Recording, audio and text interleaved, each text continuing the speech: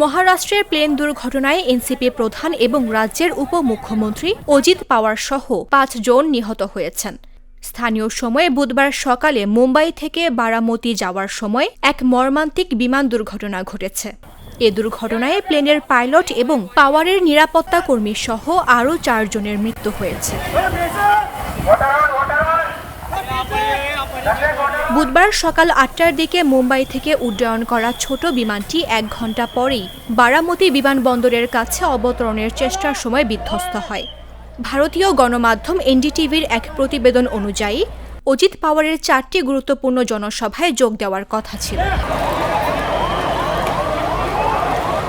ঘটনাস্থল থেকে প্রাপ্ত বিভিন্ন ফুটেজে আগুন ও ধোঁয়া, বিমানের ছিন্ন ভিন্ন ধ্বংসাবশেষ এবং আহতদের নিকটবর্তী হাসপাতালে নিয়ে যাওয়া অ্যাম্বুলেন্সে দেখা গেছে।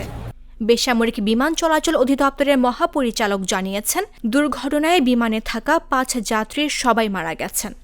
৬৬ বছর বয়সী প্রবীণ রাজনীতিবিদ অজিত পাওয়ার ছিলেন এনসিপির প্রতিষ্ঠাতা শরদ পাওয়ারের ভাগ্নে এবং লোকসভার সংসদ সদস্য সুপ্রিয়া সুলের চাচাতো ভাই। এদিকে এই দুর্ঘটনার পর সংসদের বাজেট অধিবেশনে যোগদানের জন্য দিল্লিতে থাকা শরদ পাওয়ার এবং সুলে শিগগির পুনের উদ্দেশ্যে রওনা হবেন বলে জানা গেছে।